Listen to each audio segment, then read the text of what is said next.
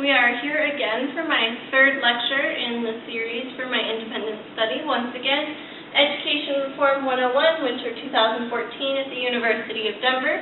This is me, Desiree Seidel, and my professor, Kimberly Hartnett-Edwards.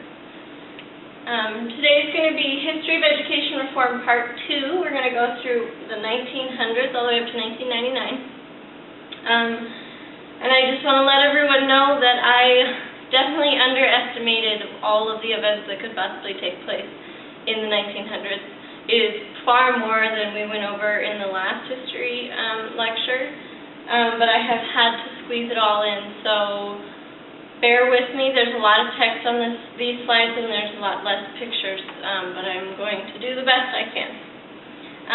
Really quick before we actually get started, I wanted to go over a couple events that I noticed that I missed in the previous lecture that I think are really important to American history, and a couple of them are important to education reform as well.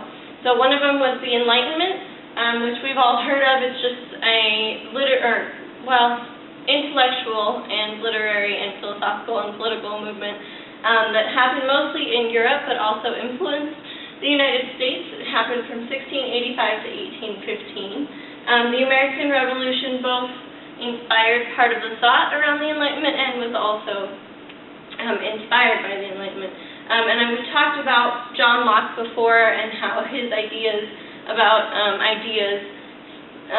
sort of spawned Benjamin Franklin's practical education model.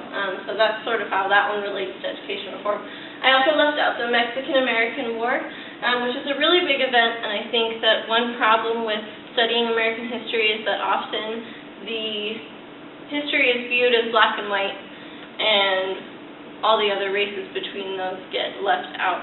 So I think it's important to emphasize this. But the Mexican-American War was also called, from the Mexicans' perspective, the American Invasion. It happened between 1846 and 1848. And in it, at the end of it, the U.S. acquired half of Mexico's territory.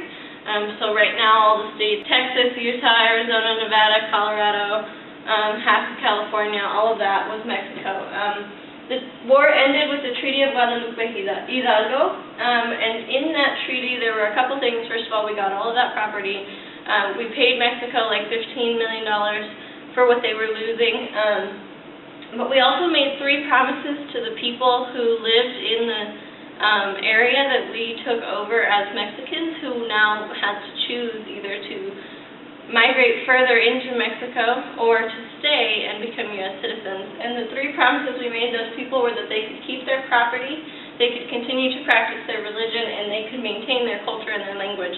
But what's important to education reform is that a lot of these promises were broken. When Mexican-American children went to American schools, they were forced often to speak English and not allowed to speak their native language. And of course, we know that Catholicism was severely prejudiced against in the United States.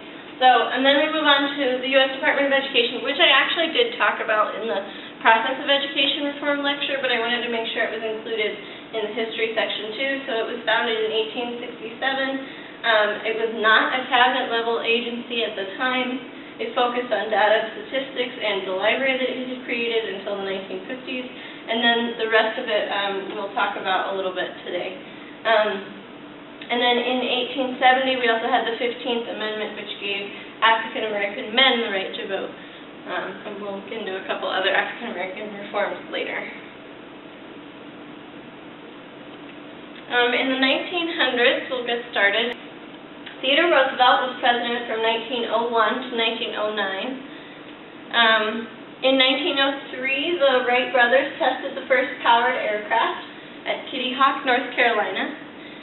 Oklahoma became a state. Henry Ford's Model T is on the market.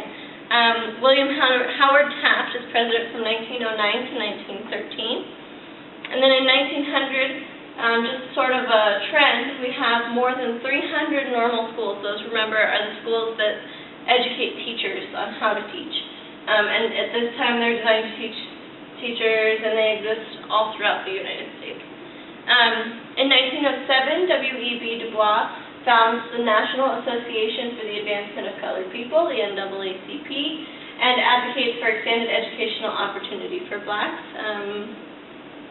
This sort of doesn't happen all the way until about 1960s, but this is when it started. In 1909, the cities of Columbus, Ohio, and Berkeley, California, established the nation's first junior high schools. So we had already talked about how the Committee of 10 from the NEA set up standards for how long kids should go to elementary school and how long in secondary school, but there was no junior high until now. 1910. In 1912, we get Arizona and New Mexico. Woodrow Wilson is president from 1913 to 1921. In 1914 through 1918, we have World War I. That's the propaganda poster that everybody recognizes. And then for education reform in 1910, the illiteracy rate among Americans over age 10 dropped to 7.7%, compared to 20% in 1870. So clearly, expanded education that we've talked about before is working. In 1916, John Dewey publishes Democracy and Education, which describes his progressive educational philosophy for a generation of educators. So we've seen John Dewey before, right at the end of the last lecture, and I told you that his ideas, what the last slide talked about was his laboratory school in the University of Chicago, which we'll talk about again. But I told you how it related to the progressive movement, which we were going to talk about in this lecture. So here he is again. A certain document that he published which described his philosophy, which really influenced the progressive movement. We also have the measurement movement, which is a smaller movement contained within the progressive movement. It features the increased use of application of intelligence and aptitude tests, and these tests came out of World War II military tests that they gave to soldiers to decide how they should be placed in the war. But we'll go over that some more too.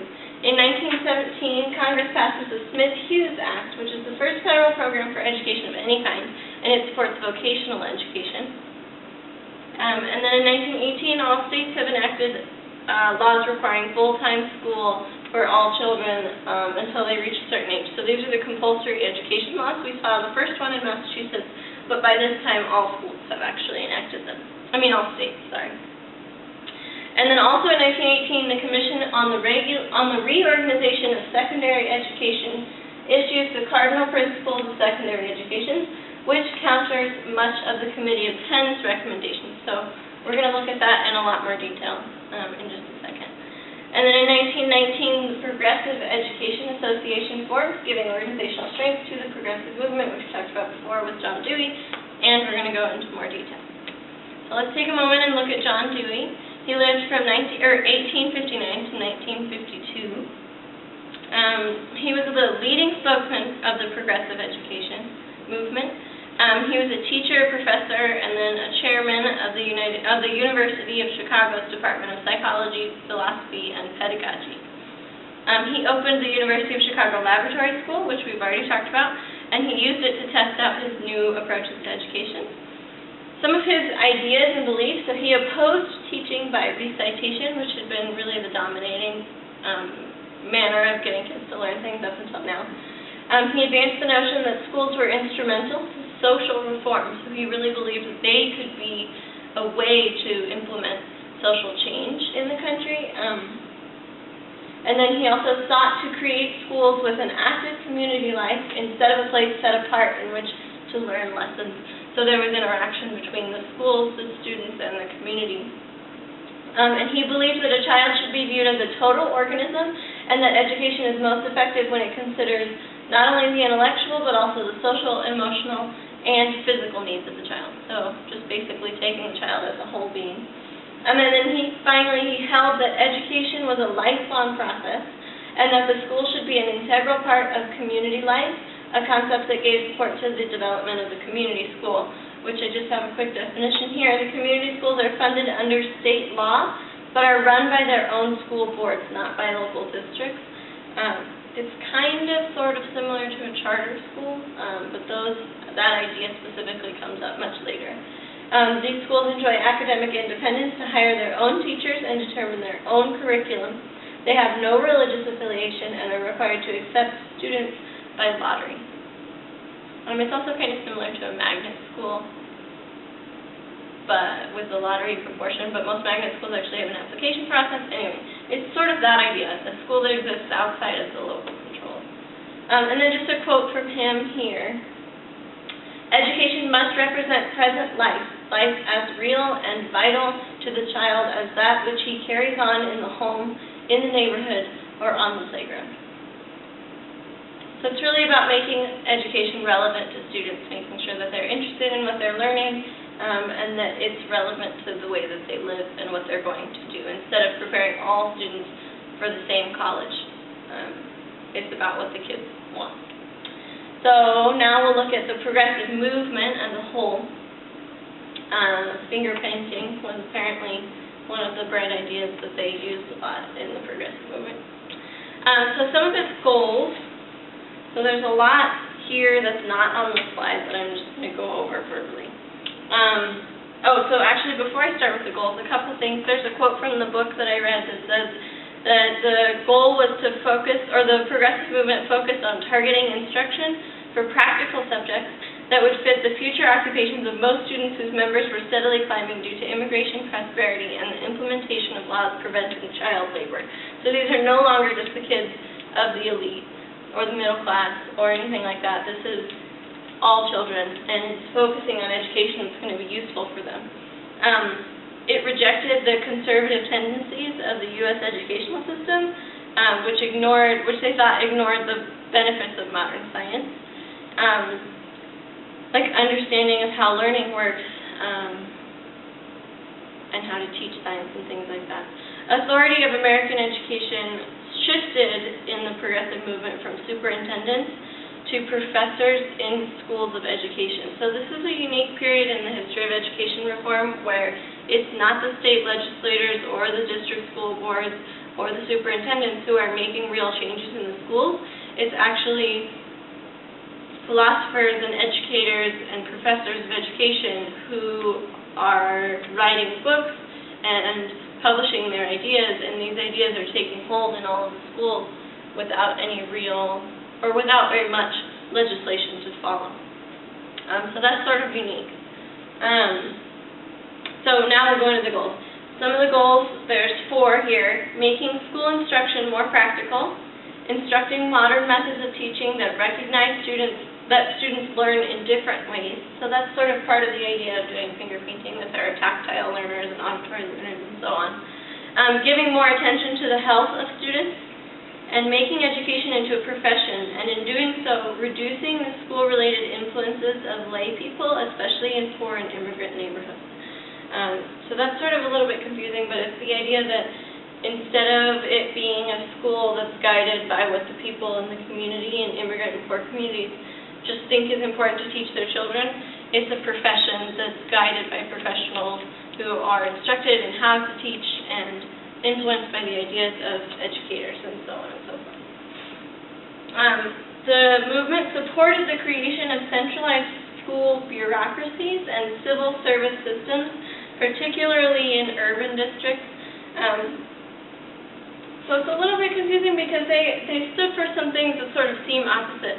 And we'll see a bunch of examples of this, but they wanted, on one hand, to cater education to what kids needed for their lifestyles and what they wanted to learn, but they also wanted to standardize the system at the same time, and they also focused a lot on testing, which we'll see when we get to the measurement movement. But so it's sort of a little bit on all sides of the field here.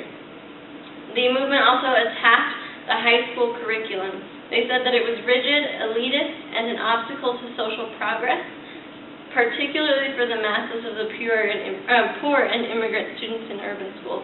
So again, the idea that this education is not just for kids who are bound to go to college. It's for kids who might end up being farmers, or might end up being home workers, or might end up working in a factory. It's for everybody.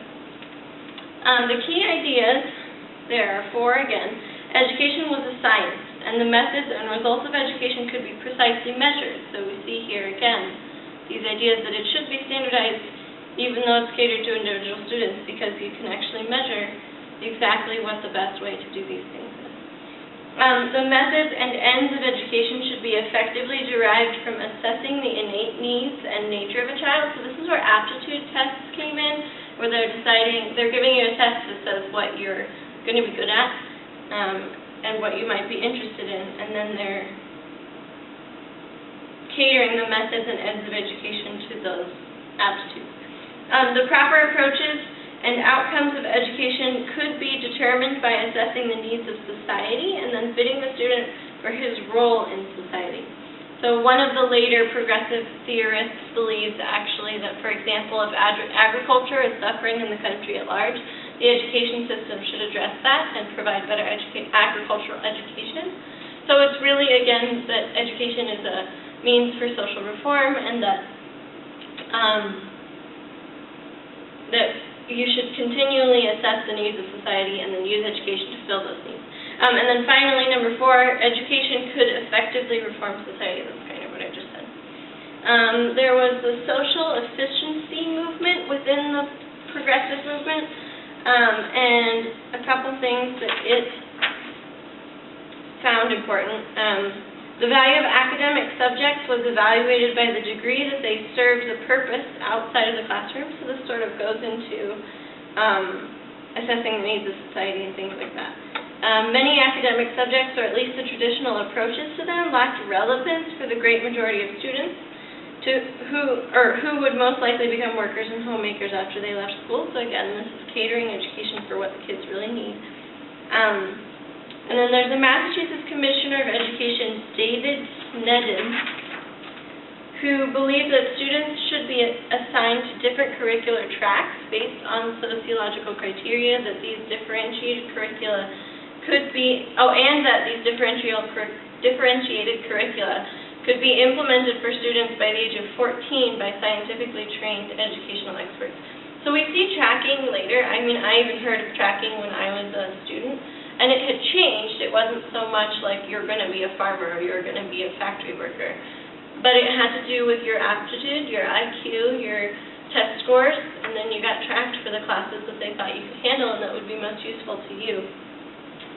So this is sort of a controversial idea, but this is sort of where it comes from. And then there's also industrial education. There's support for this idea that comes during the progressive movement. It was also supported by President Theodore Roosevelt and affirmed by the NEA. The idea was just that we've got this increasing industrialization in America, and again, not all kids are going to go to college. We need industrial workers, so why not educate them for them? It led to a marked shift in the orientation of U.S. public schools, particularly at the secondary level. So it changed from being a relatively standardized academic ladder, so again, be careful with the word standardized. They do want to standardize it, but instead of it being these grades that you complete and then you've taken the correct classes to get into college, it's now a variety of paths leading to different destinations. So we know that you're going to be a farmer, so you can take this path, take these classes, because that's what's best for you. The view that all students take college preparatory courses was now usually seen as elitist, inappropriate, and undemocratic. And then we have the school survey movement, which comes out of the progressive movement as well. And it's just an idea of gathering data, basically. It's designed to assess the efficiency of public schools. Are they training kids for what they need to be trained in? It also included intelligence and standardized testing for the classification of students, the tracking that we talked about. The results of the school survey movement were a rejection of the kind of broad education advocated at the turn of the century. So we talked again earlier about how it had changed from being localized regional needs to being a more broad liberal education system. But now it's shifting from that to a socially efficient curriculum strengthened by tax-supported improvements to facilities and programs addressing specific needs of students. And it also helps to open the door to major battles over curriculum standards and the purpose and scope of testing that we still talk about today. And then we'll talk about African Americans for a minute. Just to note that these reforms about efficiency and making education geared for the student and all of this largely did not reach African American students. Most black schools, especially in the South, were still really underfunded and inadequate. W.E.B. Du Bois wanted to promote. So there were two ideas, basically, about how we should help African American students get better education. W.E.B. Du Bois wanted to try to give them access to an academic curriculum, but Booker T. Washington wanted to give them more access to vocational education. Okay, and then there's some criticism of the progressive movement. Most of the criticism was against proposed and imposed reforms specifically, but it was, at this time, mostly ignored. Progressive education was really popular. It was gaining momentum. A couple specific critics of the movement are the New York City Superintendent William Henry Maxwell and the University of Illinois education professor William Bagley, who we're going to hear about again. But they realized it was a futile battle. In 1917, the Smith-Hughes Act again proposed a lot of money going to vocational education from the federal government, which sort of supported the ideas of the progressive movement. So there's a lot more details about the progressive movement that I'm going to go into that have to do, or that are not on the slide, but they're just sort of general ideas about ideas during the progressive movement and things like that. So one of them was there was a struggle to create curriculum that we're going to support what the progressive movement proposed. So there was this rising prominence of curriculum experts, people who focused on this problem. How do we create curriculum that has to do with what we believe in with the progressive movement? So again, this transfers the educational influence, so we've already moved it from superintendents and government officials to these educational experts, and now we're also taking it away from parents and teachers and moving it to these specialists in terms of what we're going to teach the kids. So one of these curriculum specialists was named John Franklin Bobbitt. He wrote a book called The Curriculum, which was the first textbook of the theory of curriculum instruction, and it became the standard in teacher training institutions. He viewed himself as an educational engineer. He thought he could precisely establish what students needed to learn in order to function effectively in life and contribute to society. And his goal was to design a curriculum that could address deficiencies in the social order. Like I said, so he is the one who believed that if the country is struggling with agriculture, the education system should teach agricultural education in order to fix that problem. So also there's John Dewey that we already talked about. He advocated for the child-centered movement, which we've talked about before. If you remember, there was a book called Emily by Jean-Jacques Rousseau, which emphasized the value of what a student learns in the ordinary course of living and what the student wants to learn. So this is what his laboratory school was inspired by. He wanted to make traditional subjects exciting and meaningful through projects and activities that appeal to the child's interest, and therefore unleashed his or her intellectual energy. Another curriculum expert was named William Hurd Kilpatrick, and he helped popularize and extend the progressive practice of project-based learning, curriculum interrogation, and whole child education. So we've talked about this before, really big tenets of the progressive movement. So whole child education being educating the intellectual, physical, and emotional development of the child. Another curriculum expert was named Harold Rugg, and he developed a new social studies curriculum intended to replace traditional instruction of history, geography, and civics. And again, this is something I remember getting when I was in school, that we had social studies, especially in middle school, instead of any specific breakdown of those categories. So these things have lasted. There were some critics of the progressive movement throughout its lifespan, including at this time. Some of the critics were steadfast supporters of the traditional liberal and classical education, like Bagley, that we talked about before. And then there was also Dewey himself, John Dewey, sometimes feared that some proponents of child-centered education were taking it too far and were not supervising the child's activity enough. So that was one criticism as well. And just a general statement that comes from the book, inside the schools, the results of progressive education reforms were visible, often in the form of implementation of revised curricula. The vast majority of such changes reflected the progressive preference of experience-based over academic instruction. So one of the things that has to do with the experience-based instruction is the activity movement. It was another strand of curriculum revision. It emphasized project-based learning, evolving from students' interests. There were many cities that launched ambitious activity programs in elementary schools, but a lot of them failed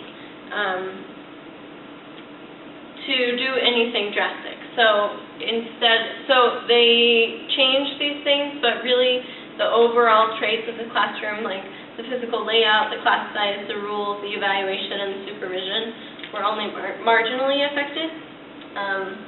Despite all the jargon that these cities used of the progressive movement. Another thing to note is that throughout this time, even though we've got a really big popularity of the progressive movement, there is still continued prevalence of the academic curriculum, which is just code word for the traditional things that we had talked about before, like the things that the Committee of 10 had set up. And this is because achievement and academic coursework was still an essential measure for determining college admission. So even though there was a lot of popularity for the progressive movement, they still needed to get kids into college, so they still taught the academic curriculum. But it was generally reserved for the kids that were college-bound. Kids who we knew were going to be farmers or factory workers were more likely to be exposed to this progressive education. So there's another thing here. We're going to look at the cardinal principles of secondary education, which is written by the NEA's Commission on the Reorganization of Secondary Education. We mentioned this in a slide before, but we're going to really look at it here. So that's the cover page of it there. So remember again that the NEA is the National Teachers Association and the National Association of School Superintendents and the American Normal School Association. So that was what it was the first time we talked about the NEA, when we talked about the Committee of 10 and the standards that they set for American high schools. This time, however, so that time one of the criticisms was that that committee didn't include any actual teachers. But this time it was primarily made up of education professors who espoused the belief that high schools should promote different curricula for different groups depending on their likely future occupation. So this is actually professors who teach at normal schools or teach at teacher preparation programs, still not teachers in the high schools, but it's geared more towards educational experts rather than like a teachers union, a superintendent's association, and a normal school association. So this list of principles explained that these reforms were necessary because the schools needed to respond to new social realities, especially industrialization. They also needed to support a larger and more diverse student population and to apply advances in educational understanding. So that's basically why they said this was a good idea to set these objectives and principles down. So it stated that the main objectives of secondary education were health, command of fundamental processes, worthy home membership, vocation, citizenship, worthy use of leisure, and ethical character. Totally different than what we've seen before from the NEA. So it's sort of the same organization made up of slightly different people contradicting what they've set up before. They basically espoused the idea that democracy depended on the education of individuals in such a way that they could participate in their role in society and therefore contribute to the larger whole. So a couple things that it emphasized, the social efficiency that we've talked about before, also socialization of the students, and the authority of professional educators and education reformers. So again, we're seeing the shift of importance to these people, these educators and reformers. So now we're going to look at the measurement movement. Again, this was a smaller movement within the progressive movement. So it took place right after World War I. It had to do a lot with intelligence and standardized testing. This testing was expanded during the war, and many educational theorists and practitioners believed that these kinds of testing procedures could be beneficial in constructing appropriate and effective school curricula. And the reason it was useful is because it was inexpensive, easy to administer, and it resulted in the list of group norms, which led to the assignment of students to the differentiated curricular programs growing in popularity. So this is how they decided where to put kids, which group to put them in. Just a little statistic before I go on. Actually, by 1925, intelligence tests had been used in 64% of elementary schools, 56% of junior high schools, and 40% of high schools. So these were really, really popular. Despite any criticism that we'll look at later, it was really happening in most schools. It allowed the schools to classify, assign, and compare students, as well as diagnose learning difficulties and aptitudes. That's one benefit of it that we still see with standardized tests today. There were a couple opponents of the measurement movement. Mostly these opponents said that the assessment was being abused, arguing that the tests led to faulty judgments about the quality of teaching and subjective judgments about students' potential, so that you would basically be given an IQ score and then labeled like that for the rest of your life and limited because of it, and that the tests were being projected onto quality of teachers when it didn't necessarily apply there. One of the opponents was William Bagley, that we mentioned before, and he warned of the fatalistic inferences, that's again like being labeled for the rest of your life based on your IQ, of the tests, and argued against the intentions of the testers, labeling them educational determinists. Again, being deterministic about you're going to go here and you can't change your path once we decide it. Another one was Walter Lippmann, who was a popular newspaper columnist, and he criticized how these tests provided fodder to anti-immigrant sentiment, which is interesting, and noted that the purpose of the school was to increase, not measure, the students' capacity. So he just doesn't think it's a useful thing for schools to be doing. And then we're also going to look at the Progressive Education Association, which we said was founded in 1919. So it was an advocacy group for child-centered education, part of the progressive movement. It wanted to have high schools increase their emphasis on the students' personal, emotional, and social problems, and decrease their emphasis on academic studies and traditional forms of structure. Like I said, it was formed in 1919. And the guiding principles of the movement are listed here. Not sure if you can read them. But one is the child should be given the freedom to develop naturally. Interest provides the motivation for all work, so kids should be able to do what they're interested in. The teacher should be a guide in the learning process, not the taskmaster. The scientific study of pupil development should be promoted by the refocusing of information to be included on school records. So again, with the test taking and statistic gathering. Greater attention should be given to everything that affects the child's physical development.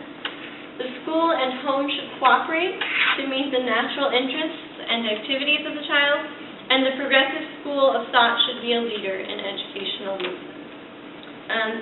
The PEA was also supported by the NEA. Okay, now we can move on to the 1920s, the next decade. So a couple of things for context. In 1920, the 19th Amendment gives women the right to vote. Warren Harding is president, and then Calvin Coolidge, and then Herbert Hoover. And then from 1929 to 1939, we have the Great Depression, and we'll talk about this a little bit more specifically, but right now, just for general, it interrupted the progressive education reform movement, of course. A lot of kids weren't even going to school at this time because they had to work, go back to work, help out on the farm, things like that. So it's going to interrupt momentum of the educational reform movement. as well as limiting funding for education reform.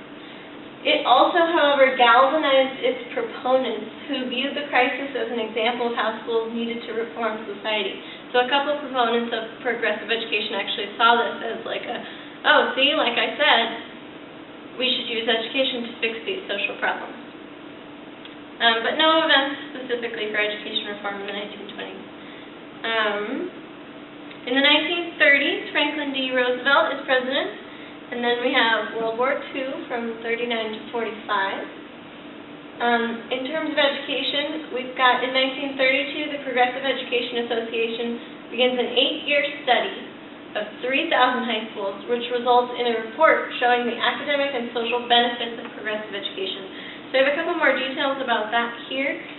The goal was to demonstrate that academic requirements for college admission were unnecessary and that you could use progressive education to help students just as well as you could use these traditional classes. They made evaluations of college students admitted on the basis of completing required courses and exams, and then they also made evaluations of students who were admitted based on recommendations, interests, and aptitude tests, and their results actually supported their conclusion that these progressive ideas could be just as beneficial for kids as the traditional ones. However, many observers questioned the reliability of the study because it didn't include Ivy League schools, so maybe kids from progressive education could get into basic universities, but they probably couldn't get into Ivy League schools, is what these critics are proposing. Then we have in 1933 a couple Depression-era New Deal programs, two of them being the Civilian Conservation Corps and the National Youth Administration. They provide many out-of-school youth with employment and signify the increase in the federal role for education, so just one way that the federal government started to become more involved. In 1935, a liberal wing of the Progressive Educators begins the publication of the journal The Social Frontier, which argues in favor of the social reconstruction role of schools and signifies a division within the movement. So we start to see it fall apart just a little bit here. So during the Great Depression, the left wing of the progressive education movement is represented by one person named George Counts. He was a teacher's college educational sociologist, and he promoted the abandonment of traditional American individualism and capitalism in this social frontier. And then the other end of the progressive educational spectrum, so instead of the left wing, the right wing, is represented by someone named Isaac Candle. He was a colleague of George Counts at the teacher college, but he ridiculed the notion that schools could be expected to have any social reform effect. He also noted the irony that the same progressive educators who had consistently opposed efforts at planned curriculum now advocated for a centrally planned society. So he's sort of pointing out the flaws in their argument, while George Counts is suggesting a larger social focus of education, and we see a division here in the movement. In 1938, William Bagley, again, publishes support for the educational theory of essentialism, which criticizes social reconstructionists and argues in favor of an emphasis on the school's role in developing fundamental knowledge. So again, this is back to the academic curriculum.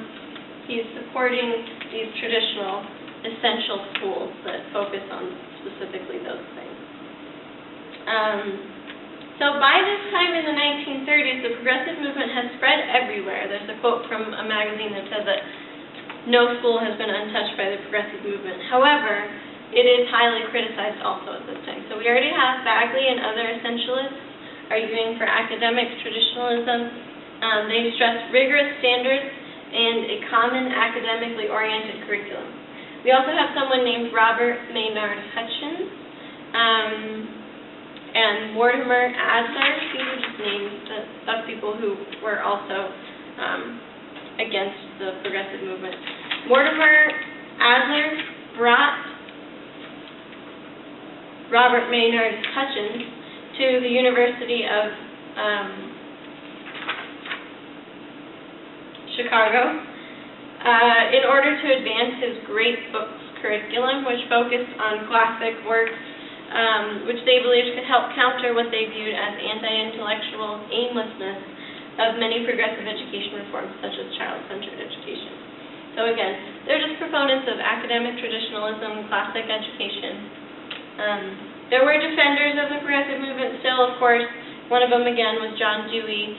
In 1938, he published Experience in Education, which was a book that sought to temper the accusations of laissez-faire individualism and radicalism that were sometimes lobbed at the progressive education opponents. So it's just defending the progressive education. In the 1940s, some context, Harry S. Truman was president from 45 to 53. In terms of education, in 1940, the National Teachers Exam is administered for the first time. And there's some details here about teacher education. So by the end of the 1930s, there's a man named Isaac Kendall, which we've talked about before already. And he was a leading advocate for the national teacher testing. He was a teacher college professor, and he defended the administration of national teachers examinations. So these exams were really intense right at this time. They were developed during the Great Depression because at that time there were more teachers than there were teaching jobs. So they needed a way to weed teachers out. These exams were 10 to 12 hours long. They were developed by the American Council on Education, and they assessed things like English expression, reasoning, quantitative skills, literature, science, history, fine arts, and current issues, as well as teaching methods in educational history, psychology, and philosophy. These are pretty awful tests, if you ask me. The opponents of the exams thought that they might lead to greater uniformity in teachers and that they might also place too much emphasis on their factual knowledge rather than their actual ability to teach. This conflict sort of went away during World War II because at that time there was a shortage of teachers, so they stopped using the test as much because they didn't need to weed people out. In the mid-40s, the NEA published the Education for All American Youth, which was a report that was endorsed by the leading school administrators and principals organizations. It defined the role of public schools as oriented toward effective career guidance. So this is still pretty much along the lines of progressive education, saying that we're going to identify careers that kids want and then educate them for those careers. The results of this report was an increased emphasis being placed on aptitude and intelligence tests again, so sort of buffering that up even more, for college admission in this case, and the classification of subjects such as physics, chemistry, history, and algebra as elective courses. So you don't necessarily need them for every student because we're not sending all of them to college, we're doing career-centered education. There was a man named Hollis Caswell who helped advocate these and other curriculum reforms. Now we'll move into the 1950s. For context, we have from 1950 to 53, we're in the Korean War. Dwight D. Eisenhower is president from 53 to 61. We gain Alaska, Hawaii, and Oregon in 59. And then for education, there's a couple general things I want to say before I get into this point. So one of the things from the book is that although the decade is often characterized by a sense of societal conformity and political conservatism, for education reform it was also an era of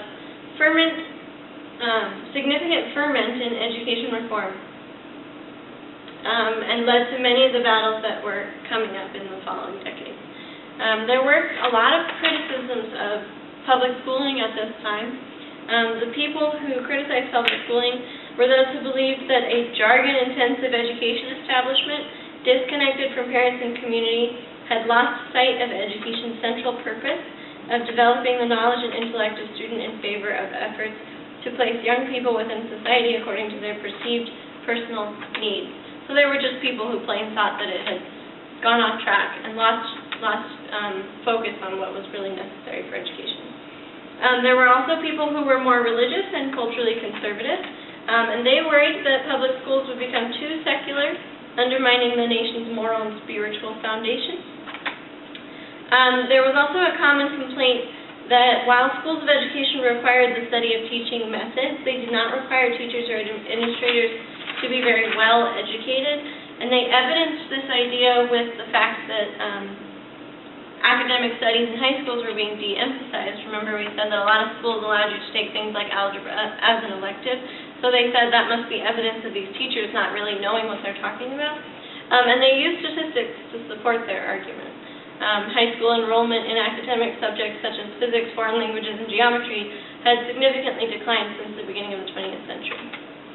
So now we'll move to this point. In 1953, Arthur Bester publishes Educational Wasteland, criticizing progressive education's influence.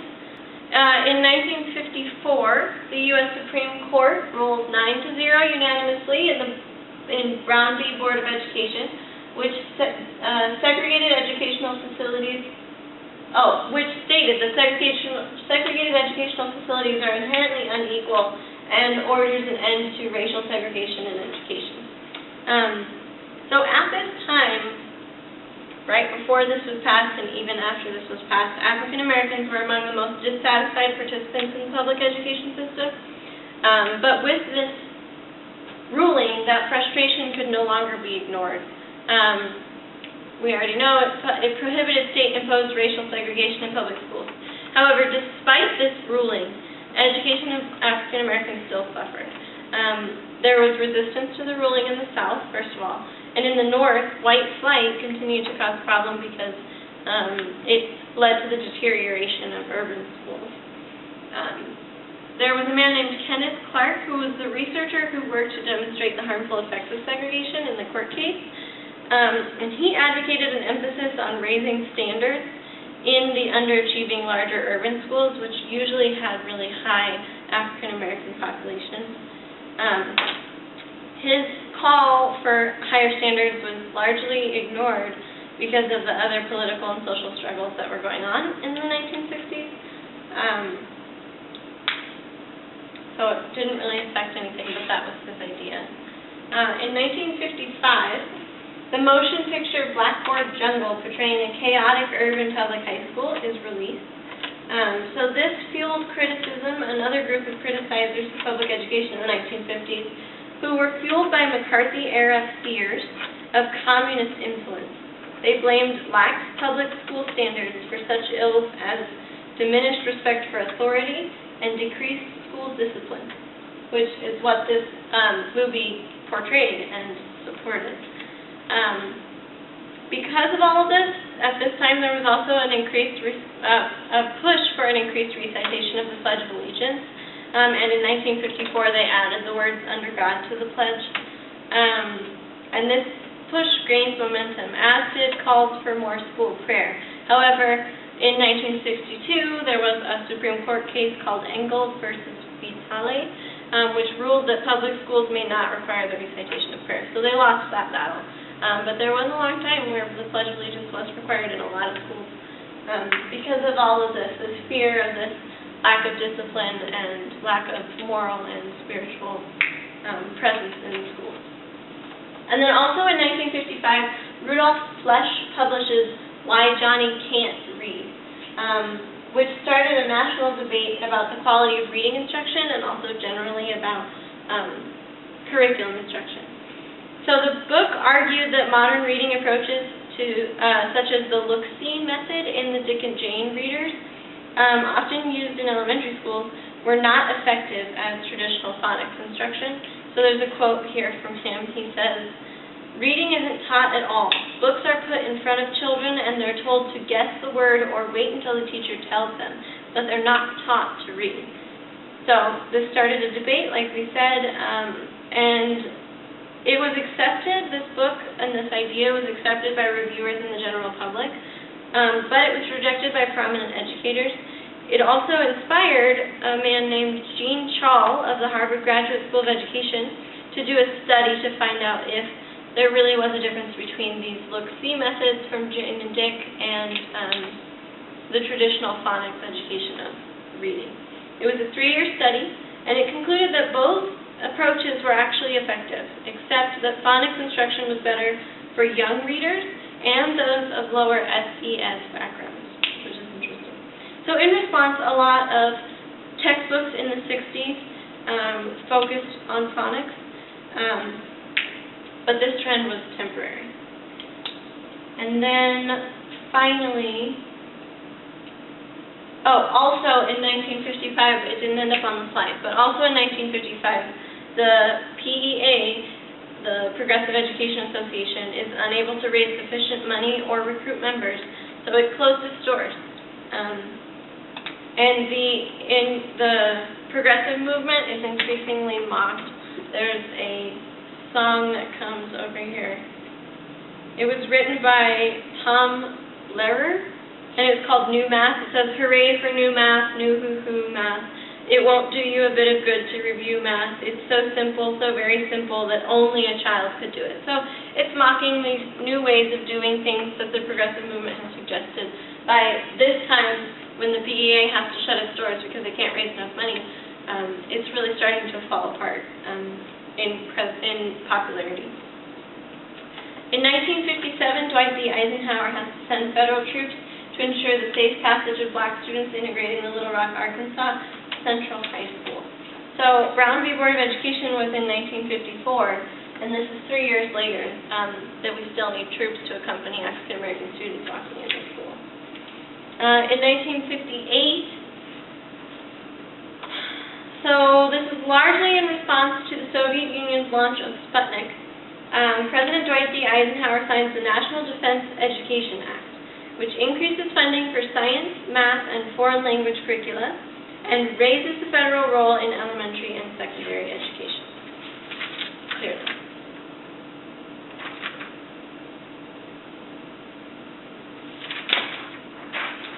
In 1959, the former Harvard president James Clemens publishes The American High School Today. So it was a book that defended public schools. It was sponsored by the Carnegie Corporation, and it became a bestseller nationally. It asserted that large comprehensive high schools that offered multiple curricula were more effective. It asserted that every high school needed to have a high-quality counseling staff to help kids figure out what their profession was going to be, and put them in the right tracking program. It recommended 4 years of English, 3 or 4 years of social studies, 1 year of science and math, with all other courses selected as electives, largely based on aptitude tests. So even though the progressive movement is starting to fall apart, American high schools today actually defends the American high schools that are still using some of the ideas from the progressive movement, like that you have a couple classes you have to take, but for instance, science and math are not emphasized very much at all. So it also endorsed social promotion in the required courses, which resulted in students moving on to the next grade based more on factors such as their age rather than academic achievement. And I remember people saying things about just pushing kids through and how they weren't held back if they weren't doing well. So this is where that started. Did not refer to its recommendations as progressive education. So even though it seems sort of like it aligns with some of it, he did not use that word, which is probably a good idea since it was declining in popularity at this time. The book was very influential in reducing the number of small high schools that could not provide a full array of academic, vocational, and general courses, and in blunting the attacks of the 1950s public school critics. So we'll move on to the 1960s. Some context. During 1960 to 1975, we're in the Vietnam War. John F. Kennedy is president from 61 to 63. Lyndon B. Johnson takes over in 63 to 69. In 1965, the Voting Rights Act aimed to overcome legal barriers at the state and local levels that denied blacks the right to vote under the 15th Amendment. So even though the 15th Amendment had been ratified and it was technically illegal to bar African Americans from voting, there were all of these Jim Crow laws and sort of grandfather laws, things like that, that kept African Americans from voting. So the Voting Rights Act aims to overcome that. Richard Nixon is president from 69 to 74, and in August of 69, the Woodstock Music Festival takes place. It's a really small picture down there, but there it is. So now, in terms of education, in general, one thing to say about it is that so this is a quote from the book again, while among many there was enormous optimism that poverty and related ills such as inadequate education could actually be overcome, the late 1960s were a time of great discord and criticism for public education. creating fertile ground for the proposition of sometimes radical reforms. So we'll look at a couple of those. In 1963, the Vocational Education Act more than quadrupled federal funds for vocational education. So the federal government is putting a lot of money into education, but it's focusing mostly on these vocational education areas. In 1964, a private school teacher named John Holt publishes How Children Fail, which is a book that establishes the foundation for the homeschooling movement. So it rips into tests, grades, curricula, and other aspects of the schooling experience. And like it says there, it sort of lays the foundation for the homeschooling movements that occurred later. Congress also in 1964 passes the Civil Rights Act, including the Title VI provision that prohibits discrimination against students based on race, religion, and national origin, and provides federal financial assistance to school districts attempting to desegregate. So now we see a federal support behind the Brown v. Board Supreme Court ruling. In April 11th of 1965, President Lyndon Johnson signs the Elementary and Secondary Education Act, or the ESEA, which provides more than $1 billion in federal funds to education and it represents the most significant education contribution of his Great Society legislation. It was an unprecedented and to many unwelcome commitment of the federal government to the local schools. So this is more money than the federal government has ever put into the schools before. In 1966, under Title VI of the Elementary and Secondary Education Act, it expands to include programs for Native American students, children of migrant workers, and the disabled. So we really start to see a more inclusive education system. In 1967, a couple things happened. One, Title VII of the Elementary and Secondary Education Act adds programs for students with limited English-speaking ability. So this is sort of the beginning of the bilingual education movement. President Lyndon B. Johnson signs the Education Professions Development Act to provide funding for expanded in-service training for teachers. These are, again, those meetings your teachers have to go to when you don't have school. And then there's a couple other things that happened in 1967 that I didn't get on the slide, but one of them is that the teacher, Jonathan Kozol, published The Death at an Early Age. He's also the author of Savage Inequalities, which is probably his more famous book. But anyway, Death at an Early Age won the National Book Award for its portrayal of the appalling conditions, including insensitive and unresponsive bureaucracy and incompetent and indifferent teachers in Boston public schools. So remember that the bureaucracy element came from the progressive movement, that they suggested a centralized bureaucracy for running and monitoring the schools.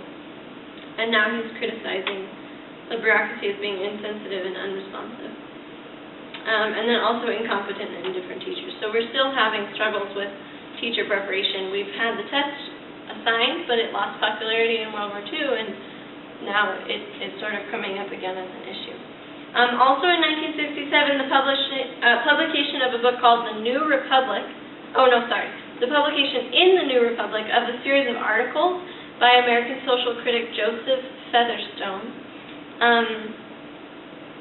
So this described the open education practice, which comes from Great Britain.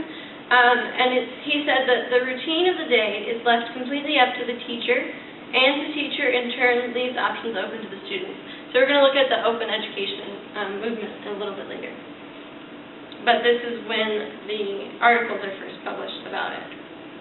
In 1968, the Vocational Education Act expands even more, doubling its funding authorization. And in 1969, the federal funding for education reaches $3 billion, a threefold increase from 1964. Also in 1969, a Gallup poll of Americans listed the lack of discipline as the school's leading problem. So these are going back again to some of the problems we saw in the 50s that people were criticizing. So now we'll move on to the 1970s for context. Gerald Ford was president from 74 to 77, and then James Carter was president from 77 to 81. In education reform, In 1971, the U.S. Supreme Court determines in Lemon versus Kurtzman that direct government aid to religious schools is unconstitutional, part of the debate about separation of church and state. In 72, Title IX of the Elementary and Secondary Education Act prohibits sex discrimination against students in educational programs receiving federal funds. The U.S. Supreme Court strikes down many state compulsory attendance laws as a violation of the Constitution's free exercise clause in Wisconsin v. Yoder. So again, remember that when we went over compulsory attendance laws, the modern laws have exemptions, and I'm betting that this is what it was a result of this. So you can't say that everyone everywhere has to go to school. So then I'm sure the laws added in exemptions for particular students. In 1973, in San Antonio School District v. Rodriguez, the U.S. Supreme Court upholds the use of property taxes in determining school financing. So this is a big deal because even today, this is highly debated, that using property taxes for determining school financing creates an unequal distribution of funds, but the Supreme Court upheld it in this case. In 1974, the U.S. Supreme Court rules in Lau v. Nicholas that schools must provide special language programs for non-English speaking students, more bilingual education reform. In 1975, the Education for All Handicapped Children Act establishes the right of the disabled to a free and appropriate education. That's a big deal, and it has to take a lot of funding for certain disabilities because it has to be entirely paid for. In 1979, President Jimmy Carter establishes the Department of Education as a cabinet-level executive branch. So this is a little bit of what we talked about before with the U.S. Department of Education. This is when it becomes cabinet level and starts taking on a new role. So it sort of already started taking on a new role in the 1950s, but now it's promoted in importance and prominence. And then in general, in the 1970s, the open education movement grows in popularity. So this is what we talked about with the articles that were about how they do it in Britain. So the results of the movement are that multi-age groups, activity centers, and other aspects similar to the child-centered movement of the 1930s become more popular again. The journalist Charles Silberman's popular book, Crisis in the Classroom, helped propel the movement. By the early 1970s, many schools had been modified to fit tenets of open education. I definitely remember activity centers in elementary school, moving from one activity center to the other. Anyway, the movement fizzled out quickly because many ambitious but poorly planned open education experiments failed miserably, as was documented in Roland Barthes's book called Open Education and the American School. So now we'll move on to the 1980s.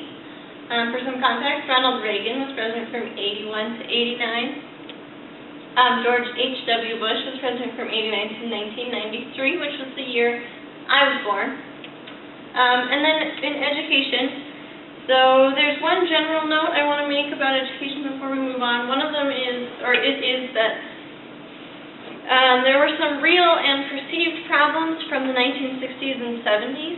A couple of them included the easing of graduation requirements, bilingual education programs, dress codes, and disciplinary rules. And these led to a groundswell for support of back to basics movement in education, which was sentiment that was favored in the 1980s.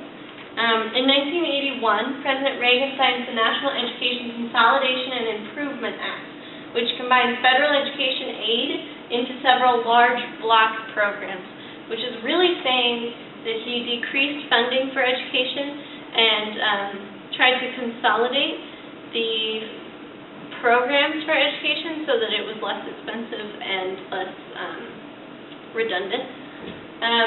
A lot of decrease in education funding.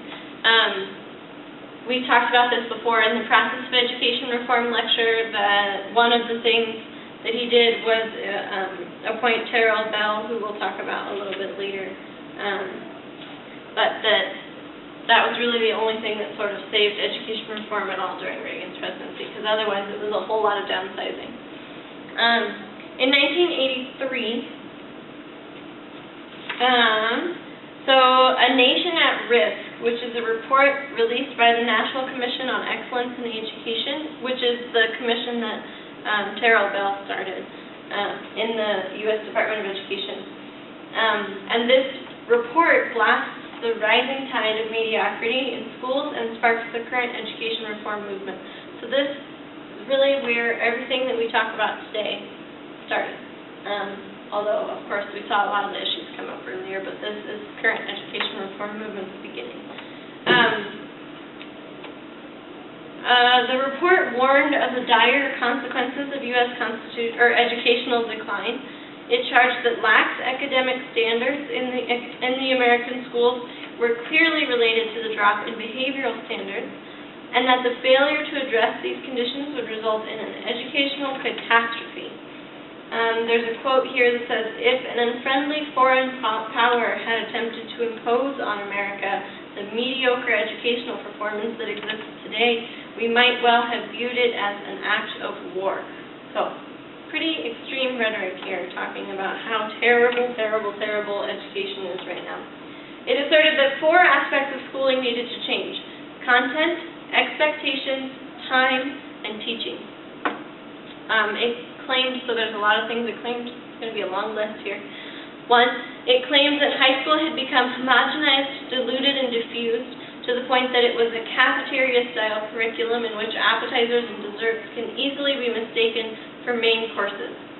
It claims that expectations had been unacceptably watered down by grade inflation and weak promotion policies, such as those found in the majority of states requiring only 1 year of math and science for high school graduation. It compared the length of the school day and the school year in the U.S. and other industrialized nations and found that American students did not spend enough time pursuing academic study. And it argued that standards for teachers were in need of significant improvement by criticizing the relatively low academic achievement of teacher candidates and the heavy methods orientation of teacher education programs. So it's focused more on methods than their actual education. It recommended standardization of high school graduation criteria, including the requirement of successful completion of the new basics, which were 4 years of English, 3 years of math, science, and social studies, and half a year of computer science. So this is a lot closer to what I was actually required to do when I went to school. Just about. I didn't have the computer science requirement though. The debate around A Nation at Risk. At first, there were 2 waves of reform that resulted from The Nation at Risk. The first one resulted in top-down type measures, including state legislation exacting higher graduation requirements, standardized curriculum mandates, increased testing of students and teachers, raised certification mandates for teachers, minimum standards for participation in athletics, and in some cases, the lengthening of the school day and school year. All of these are top-down reforms that resulted from the Nation at Risk report. A second wave of education reform focused on bottom-up changes, such as increased local control of schools and site-based management, decrease of federal influence, teacher empowerment, parental involvement, and various forms of school choice. Okay, moving on.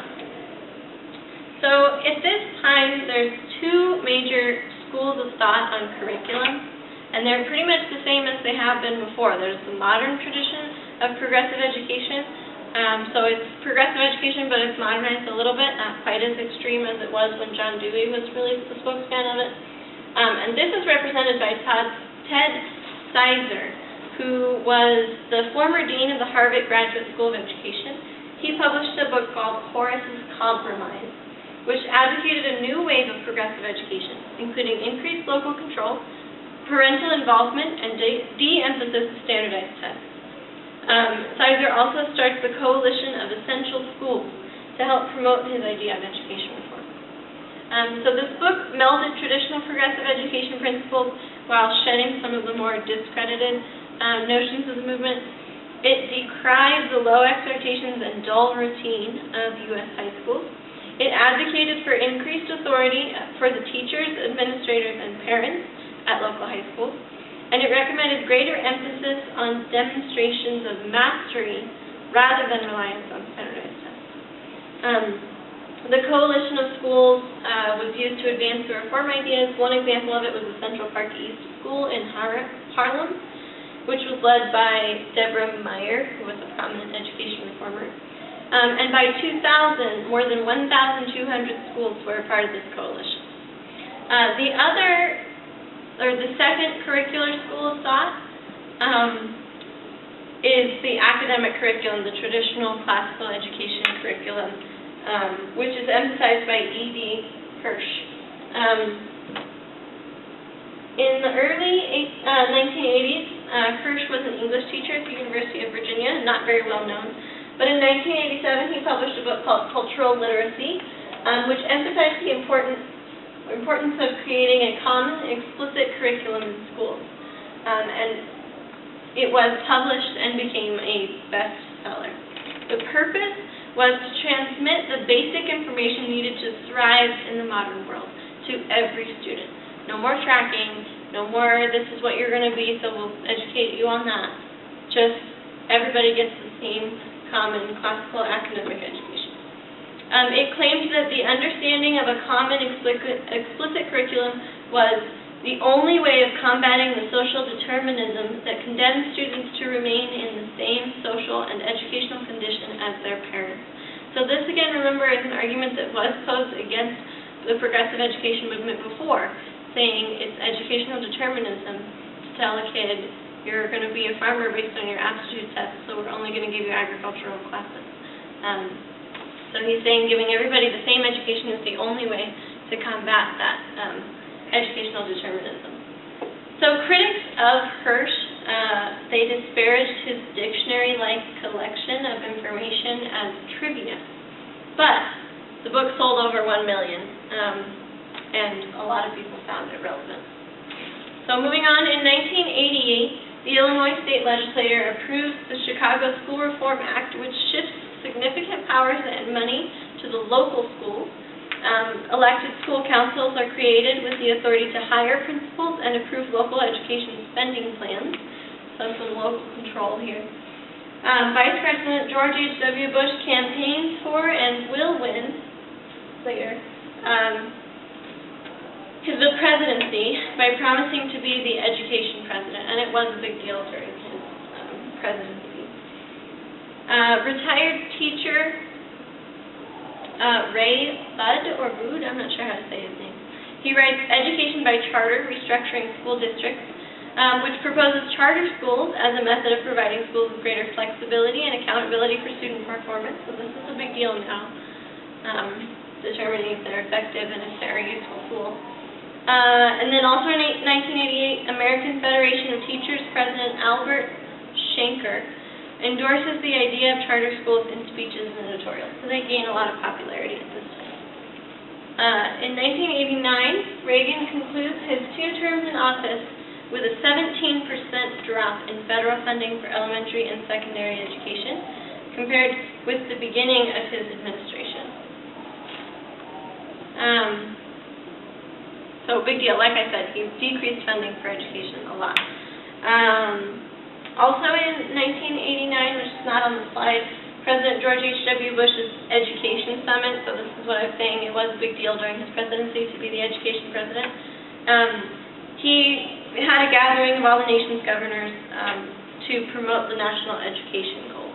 Just one statement in general about the 80s. The one common thread of the 80s reforms was the focus on academic standards. So because of increased economic globalization and rapidly advancing technology, especially people in the business community were worried that American students wouldn't be prepared to work in the U.S. economy. So Albert Shanker, the American Federation of Teachers president, who we mentioned before because he was endorsing charter schools. He also used his influence through regular newspaper op-ed pieces advocating clear standards and assessments that would strengthen the meaning and consequences of schooling for students. And finally, we'll move on to the 1990s, the last segment of our lecture tonight. Some context, William J. Clinton was president from 1993 to 2001, and then we'll get right into education. In 1990, the Princeton graduate Wendy Kopp founded Teach for America to attract non-education majors to teach with alternative certification in areas with persistent teaching shortages. So this is really about bringing more people to the education industry by recruiting people who are not education majors to come and teach in schools and trying to see if they can get these fresh minds to help students in places where there are teaching shortages. In the same year, the National Governors Association and the Bush administration approved, so this is at the conference that they had with all of the governors, they approved 6 national education goals known as America 2000, and these goals are supposed to be accomplished by 2000. The Milwaukee Parental Choice Program is enacted, allowing up to 1%, which is approximately 1,000 economically disadvantaged students in the Milwaukee Public Schools to use their state share of education funds as full payment of tuition on participating non-sectarian private schools. In 1991, Minnesota enacts the nation's first charter school legislation, so we're seeing a lot of alternative and choice options becoming popular at this time. In 1994, Bill Clinton signs the Goals 2000 Educate America Act, which was a federal program that provided grants to states and school districts in exchange for the establishment of challenging academic content standards and accompanying assessments. So this is, again, we talked about how the Constitution doesn't talk about education, so the only way that the federal government can influence reform is by influencing the money, because Congress does have the right to distribute funds as needed. So they're incentivizing higher standards with grants. Also in 1994, a Republican takeover of Congress includes the Contract with America, which features prominent support for choice and privatization of education. Same year, Congress approves creation of the Public Charter Schools Program to help charter schools defray some of the costs associated with school planning and implementation. President Clinton signs the Bipartisan Safe and Drug-Free Schools Act and the Gun-Free Schools Act. National history standards are released by the University of California, Los Angeles' Center for History in the Schools and are immediately met by protest. So there's sort of a lot of details about this. It's not too important. Basically, they promoted the idea that history should be taught in schools and proposed some standards of what is most important. But they were criticized for including ideas that were viewed as shameful to the United States. The people who criticized them said that history classes should teach American students to be proud of America. So also the U.S. Senate passed a resolution condemning them. President Clinton's Secretary of Education distanced them from the California Center for History in Schools, again saying that history should teach kids to be proud of America. There were some endorsements, like the editorial boards of the New York Times and the Los Angeles Times, because it was multicultural, so they liked that. Eventually they revised their standards, but they were mostly ignored by districts, because it's difficult to reach a meaningful consensus in education reform because of ideological divisions. More of the 1990s. In 1995, the Milwaukee Choice Program is extended to include religious schools among options. Following a suit on separation of church and state grounds, the Wisconsin Supreme Court allows non-sectarian expansion of the program, but prohibits inclusion of religious schools. So, it's sort of like the debate about vouchers that still lasts today. In this state, they prohibited it. The Ohio legislature enacts the Pilot Project Scholarship Program, allowing Cleveland students to use tuition scholarships and assistance grants to attend participating private schools within Cleveland or public schools in adjacent districts. In 1998, Congress passes the Charter School Extension Act, which reauthorizes the public charter school program and creates grants to operate charter schools. Wisconsin Supreme Court upholds publicly funded vouchers in religious schools. Plaintiffs appeal the decision in the U.S. Supreme Court, which declines to hear the case.